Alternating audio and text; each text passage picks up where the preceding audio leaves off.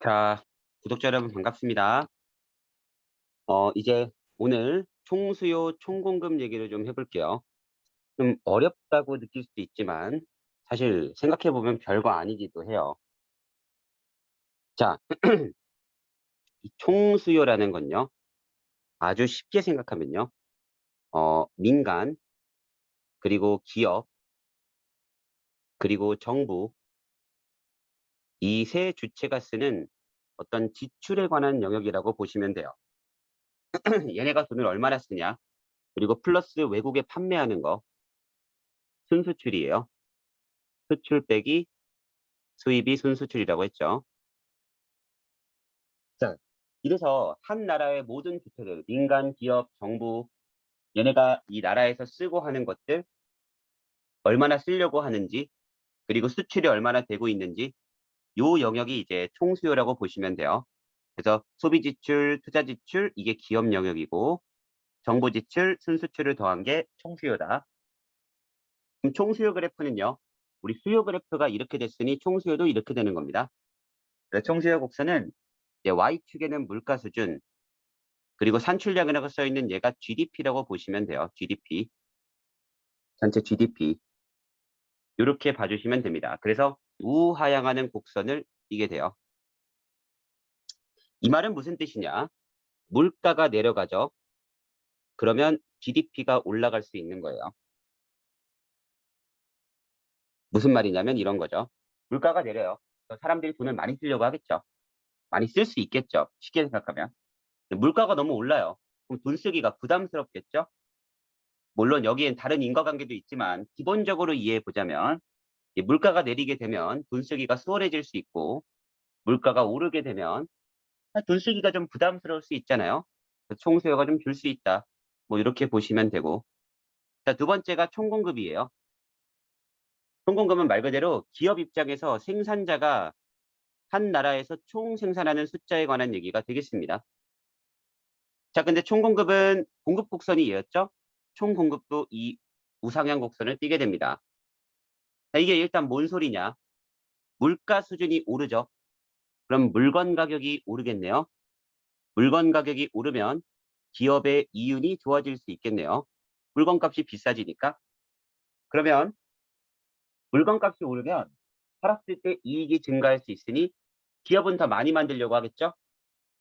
그러니까 물가 수준이 오르면 기업은 더 많이 만들려고 할 거고, 그러니까 물가 수준이 오를수록 GDP가 올라가게 되는, 많이 팔려고 하는, 많이 생산하는 뭐 이런 영역이다라고 보시면 되겠습니다. 그 총수요와 총공급의 균형점에서 한 나라의 GDP와 물가 수준이 결정이 된다.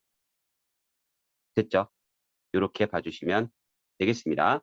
이게 총공급이라는 얘기고. 자, 어쨌든 총수요는 요런 지출들을 다 더한 것이다라고 생각해 주시면 되겠습니다. 여기 써 있죠. 물가가 낮아질수록 지출이 늘기 때문에 그렇다. 오케이. 자, 그다음 여기 자산 효과, 이자율 효과라고 되어 있는 거 볼게요. 자산 효과라고 되어 있죠. 물가 변화로 인해 자산의 구매력 변화로 소비 지출이 달라지는 현상이 자산 효과가 되겠고, 자, 이자율 효과라고 있어요. 자, 이게 이제 좀 크리티컬할 수 있는데요. 자, 여러분 제가 잠깐 설명해 드릴게요. 이 이자율을 결정하는 어떤 촉발하게 되는 요인이 보통 물가일 때가 굉장히 많습니다. 그러니까 물가랑 이자율이 굉장히 연동될 때가 많아요. 그러니까 물가에 따라서 이자율이 조절될 수 있다라는 뜻이에요. 그 얘기를 잠시 좀 해드릴게요. 자, 첫 번째, 이제 잠깐 봐보세요. 물가가 하락을 해요. 그럼 이제 물건값이 계속 떨어지고 있는 거예요. 자, 이제 이해시켜 드릴게요. 소비자 입장에서 한번 생각해 보겠습니다. 물건값이 계속 떨어지고 있어요. 그럼 사람 심리가 어떠냐면요. 떨어지는 물건값은 계속 떨어질 것 같거든요. 그럼 이제 사람들은 어떤 마음이 생길까요? 아, 좀만 더 기다렸다가 더 싸지면 사야겠다. 더 싸지면 사야겠다. 뭐 이렇게 되겠죠? 그러니까 굳이 돈을 지금 당장 쓰지 않고 더 싸지면 그때 많이 써야겠다라고 생각하면서 돈을 아낄 수가 있게 됩니다. 그러니까 화폐에 대한 그게 수요가 감소하는 거예요. 굳이 지금 내가 현금으로 들고 있을 이유가 없는 거예요. 지금 은행에다가 맡기면 이자도 받고, 그죠? 근데 물가는 더 떨어지고, 그럼 나중에 이자로 번 돈으로 물가는 더 떨어지면 뭐 이중으로 좋잖아요. 그러니까 화폐 수요가 감소하게 돼요. 굳이 현금으로 들고 있을 이유가 없고, 그렇게 되면 채권 매입이랑 은행 예금이 증가하게 됩니다. 채권을 사두거나 은행에 예금을 하는 거죠. 그리고 자, 명목대기 물가 상승이 실질이라 그랬죠? 근데 물가가 떨어지고 있죠? 그러니까 실질적인 화폐 공급은 증가하는 것과 같은 거예요. 이 마이너스 되는 얘가 떨어지고 있으니. 자, 그럼 이렇게 되면 어떤 일이 벌어지게 되냐? 채권 가격이 증가하게 됩니다. 채권 매입이 증가한다라는 건 채권의 수요가 올라간다라는 거거든요. 우리 수요 공급선에서 수요가 오르면 가격도 오른다 그랬죠? 채권 가격이 오르게 되고요. 이건 여러분 알고 계셔야 될 게 있어요. 채권 가격이 오르게 되면요. 이자율은 떨어지게 됩니다. 채권 가격과 이자율은 이 반비례 관계다. 이거 알아두세요. 가격이 오르면 이자율은 떨어지는 겁니다. 반대로 뭐 이자율이 떨어지면 가격은 오르는 거고, 이자율이 오르면 가격은 떨어지게 돼 있어요. 그럼 반비례 관계다라고 보시면 돼요. 됐죠? 그 반비례 관계가 되는 거고, 이거는 채권 가격의 그 좀 원리까지를 다 알아야 돼서 지금 말하기가 좀 어려우니까, 채권 가격과 이자율은 반비례 관계다. 가격이 오르면 이자율 떨어지고, 이자율 오르면 가격 떨어지고, 채권 가격 이렇게 보시면 돼요. 자, 그럼 이제 이자율이 떨어지게 됐을 때 현상이에요. 자, 이제 이렇게 되면 은행에 자꾸 돈 넣고 싶은 사람들 많아지니까 있죠? 이제 은행에서는 이자율을 좀 내리게 돼요. 쉽게 생각하면. 자, 이자율을 내리게 됩니다. 그럼 또 어떻게 될까요? 굳이 은행에 돈 맡겨도 이제 이자 받는 게 별로 없어요. 그럼 이제 사람들은 뭐 할까요? 아, 이렇게 된 거 그냥 투자하고 소비하자가 되는 겁니다. 그리고 총수요가 증가하게 돼요. 결국 이자율을 떨어뜨리게 되면요. 더 이상 은행에 맡겨봤자 뭐 벌 돈도 없고 이자 주는 것도 얼마 없으니 굳이 은행에 맡길 거 없이 그냥 그걸로 투자하거나 뭔가를 소비하게 됩니다. 그렇게 투자랑 소비가 증가하게 되면 총수요가 증가하게 되는 거예요. 총수요 곡선이 오른쪽으로 가겠죠. 자, 또 반대로 자, 물가가 상승해요. 이거 되게 요즘과 같은 현상인데요. 아, 물가가 너무 천정부지로 올라요. 됐죠? 그럼 또 반대로 사람들 심리가 어떻게 될까요? 아씨, 이거 더 비싸지면 어떡해? 지금 빨리 사놔야겠다. 떨어질 때는요, 더 싸질 수도 있으니까 나중에 사야겠다. 물가가 오를 때는요, 더 비싸질 수 있으니 지금 사야겠다. 뭐 이게 뭐죠? 딱 집값이 오를 때 현상이죠. 집값 더 오를 것 같으니 지금 사는 게 제일 바닥이다. 뭐 이런 논리라고 보시면 돼요. 그럼 이제 화폐를 들고자 하는 수요가 증가하게 됩니다. 예금에서 돈 다 빼겠죠. 채권 같은 거 지금 이런 거 할 때가 아니죠. 물가가 계속 오르는데. 그럼 이제 채권 같은 걸 안 사게 되니까 채권 수요가 떨어지게 되고 채권의 가격은 하락하게 됩니다. 제가 뭐라 그랬죠? 이자율과 반비례라고 이자율을 올리게 돼요. 그래서 보통 있죠. 물가가 너무 심하게 오르면요. 그 물가를 잡기 위해서 이자율을 엄청나게 올리게 됩니다. 근데 지금 미국에서 이자율을 기준금리를 엄청 올리고 있어요. 5%까지도 올리고 있으니 정말 많이 올리고 있는 겁니다. 이자를 올리게 돼요. 자, 그럼 가장 중요한 게 뭐냐면 대출 이자가 늘게 돼요. 그러니까 기업 입장에서는 감당해야 될 대출 이자가 너무 많아지는 거죠. 이자율이 낮을 때는 이 대출 받아봤자 별로 이자 낼 게 없으니 빨리 대출 받고 투자하고 돈 벌고 했거든요. 이자율이 높아지니까 조금 그게 위축되는 거예요. 그럼 이제 민간 소비랑 투자도 감소하게 됩니다. 소비자들 입장에서도 대출 이자가 오르면 그만큼 소비를 못 하잖아요. 그럼 총수요가 감소하게 됩니다. 됐죠? 총수요가 감소하게 되고 총수요가 증가한다는 거는 총수요 그래프가 오른쪽으로 이동한다는 얘기고 총수요가 감소한다는 얘기는 총수요 그래프가 왼쪽으로 이동한다는 얘기라고 보시면 됩니다. 조금 이따 더 보여드릴게요. 그래서 물가에 따른 어떤 이자율의 변화 추이에 대해서 말씀드렸습니다. 이렇게 볼 수도 있어요. 물가가 하락하죠. 이 말은 경기가 침체하고 있다는 뜻일 수도 있습니다. 경기 침체에 따라오는 게 물가 하락이거든요. 이 경기가 침체하게 되면 됐죠? 사람들이 돈 쓸 게 없죠. 이제 돈을 잘 못 벌고 힘드니까. 그럼 물가가 떨어지게 돼요. 물건 사고 싶은 사람이 줄어드니. 이제 경기를 활성화시키려면 이자율을 낮추게 됩니다. 그래서 이렇게 돼요. 그러니까 경기가 침체했을 때도 그런 일이 발생하기도 하고 이자율 하락이. 어쨌든 이자율 하락에 따른 요런 것들도 잘 봐두시면 되겠습니다. 됐죠? 오케이. 요게 이제 총수요 곡선에 관한 얘기. 자, 그래서 물가에 따라 이동하는 게 곡선상 점의 이동, 물가 이외의 요인이면 곡선의 이동, 상승이면 오른쪽, 바로 하락이면 왼쪽, 떨어지면 미래 경기에 대한 기대 변화, 자산 가치의 변화, 뭐 이게 요인이에요. 재정 정책과 통화 정책. 자, 이거는 조금 이따 다음 시간에 할 겁니다. 통화 정책은 이자율. 이게 어떻게 달라질 수 있는지를 좀 보겠습니다. 나중에. 일단 요 세 가지 봐두시면 좋을 것 같아요. 됐죠? 여러분, 쉽게 생각하면 미래 경기에 대한 기대 변화. 경기가 좋아질 것 같으면 총수요는 증가하게 됩니다. 좋아질 것 같으니까 더 막 쓰는 거죠. 경기가 나빠질 것 같으면 지금부터 아끼겠죠? 그래서 총수요가 감소하고 왼쪽으로 가게 돼요. 이렇게 보시면 되겠습니다. 자, 총 공급은요, 재화 및 서비스 생산 전체를 의미하게 돼요. 총 공급.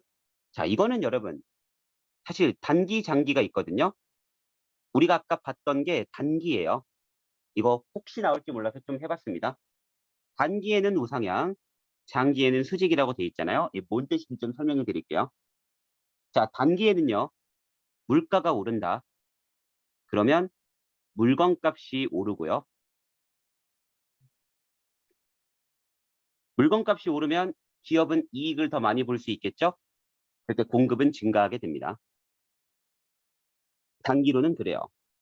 왜냐면 물건값 올랐으니 팔면 돈 더 많이 벌 수 있으니까요. 우리 가격이 오르면 공급이 증가한다는 공부했었죠. 가격이 오르면 공급이 증가하고 수요가 떨어지고 뭐 이런 거 했었죠. 자, 그래서 단기에는 물가가 오르는 만큼 물건 가격도 오르고요. 이윤도 좋아질 테니까 기업이 많이 생산하게 돼요. 자, 근데 단기적으로는 그런데요. 얘를 장기로 끌고 가면 어떨까요? 자, 장기로 가게 되면요. 물건값이 다 오르죠. 그럼 필연적으로 모두 올라갈 수밖에 없냐면 그 기업이 그 물건을 만들기 위한 원재료 가격이 오를 수밖에 없어요.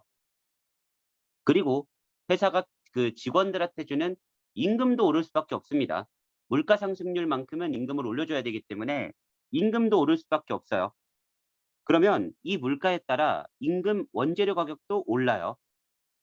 그럼 결국 물건값 오른 만큼 원가도 오르면 수익은 비슷해지겠죠? 장기적으로는. 단기적으로는 그게 한 번에 반응할 수는 없으니 기업의 이익이 좋아지겠지만 장기적으로는 물가 수준에 임금과 원재력도 맞춰주게 되면서 기업의 수익은 사실상 똑같아지게 됩니다. 그러면 생산량을 굳이 늘릴 게 없어요. 어차피 더 많이 만들어봤자 장기적으로는 어차피 똑같은데 일단 달라지지 않는다는 수직선이 됩니다. 자, 그럼 이때는 어떤 일이 발생하냐? 물가에 관계없이 기업의 생산 여력의 증가 감소에 따라 이쪽으로도 가고 이쪽으로도 가는 거예요.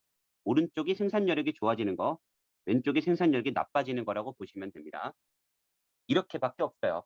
물가에 따라 더 이상 영향받지 않습니다. 어차피 물건값 오른 만큼 임금도 오르고 원재료 값도 오르기 때문에 그게 돼버리는 거예요.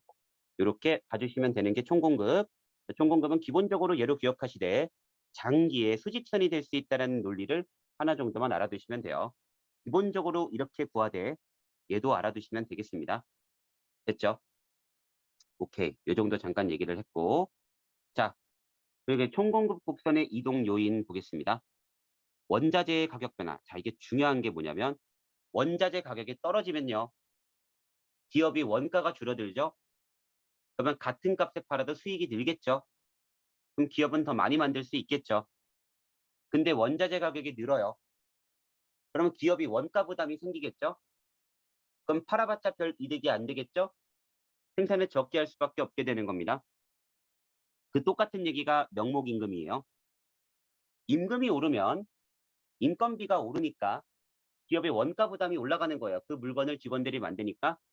뭐 이런 똑같은 얘기입니다. 그럼 기업이 덜 생산할 거고 임금이 줄면 기업의 비용이 주는 거니까 팔았을 때 이득이 늘겠죠.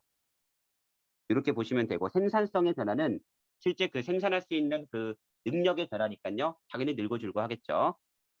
오케이. 자, 그 가장 대표적인 케이스가 여기 잠깐 볼게요. 오일 쇼크라는 게 있어요. 이제 기름값 파동이거든요. 이게 70년대에 이 어떤 그 기름을 판매하는 국가들에서 이게 판매하잖아요.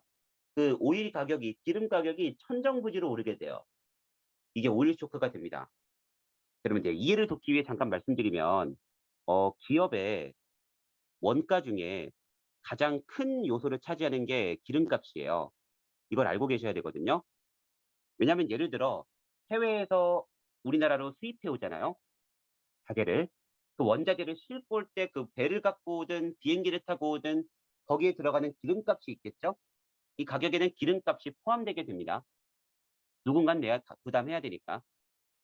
그래서 원가의 가장 중요한 요소 중 하나가 기름값이에요. 실제로 기업의 수익, 예를 들어 어떤 그 원재료를 수입해 가지고 만들어서 물건을 파는 기업들 입장에서는요, 유가가 떨어지면 그 기업의 수익성이 좋아지게 됩니다. 왜냐하면 유가가 떨어지는 만큼 원가의 부담이 줄어들게 되면서 그 기업의 이익은 좋아지게 되는 거죠. 뭐 이런 논리가 있어요. 근데 그 기름값이 아주 많이 오르게 되면 원자재 값이 엄청 오르는 거예요. 그 똑같은 겁니다, 원자재. 그러니까 거의 모든 원자재에는 기름값의 가격이 포함되어 있는 겁니다. 운반 비용이 있기 때문에 운반 비용이 정말 큰 거라고 보시면 되고, 어쨌든 그 원자재 가격이 올라가게 되면 총 공급은 감소하게 됩니다. 제가 감소는 무조건 왼쪽으로 간다 그랬죠? 이렇게 이동하게 돼요. 이게 심각한 게 뭐냐면 물가는 오르는데 GDP는 주는, 경기는 침체하는 상황이 벌어지게 됩니다. 물가는 오르는데 경기는 침체하는 상황이 벌어지게 되죠. 이게 스태그플레이션이라는 거예요. 됐죠? 자, 이렇게 정리해 두시면 됩니다. 그래서 이게 어떤 역사가 있냐? 원래 제가 잠깐 경제 역사를 잠깐 보여드릴게요. 자, 이때 처음 왔던 게 대공황이라는 게 있어요. 그리고 그때 케인스라는 사람이 등장하게 됩니다. 이 대공황 문제를 해결하기 위해. 자, 이 사람은 뭐가 문제라고 봤냐면요, 총수요가 문제다. 그러니까 총수요를 늘리자. 그러면 이 경제 문제 해결될 거다. 이렇게 주장했던 게 케인스라는 사람이에요. 지금 사람들이 뭐 실업자도 많고 사람들이 자꾸 저축하려고 그러고 더 안 좋아질 것 같으니까 그 지금 총수요가 문제인 거예요. 그러니까 사람들이 자꾸 돈을 쓰게 만들면 이거는 경제 문제가 해결될 수 있다. 라고 주장했던 게 케인스입니다. 이제 그러다가 70년대, 이게 1929년도에 30년대고 70년도에 오일 쇼크가 생기게 됐어요. 그게 바로 이 친구예요. 총공급이 줄게 되는 현상.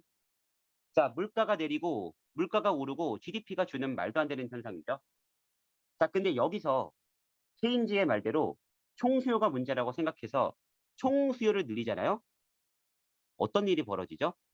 물가가 폭발하게 되는 현상이 발생해요.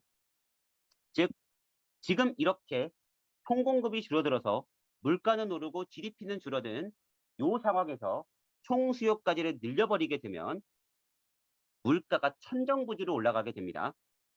이건 안 되겠죠?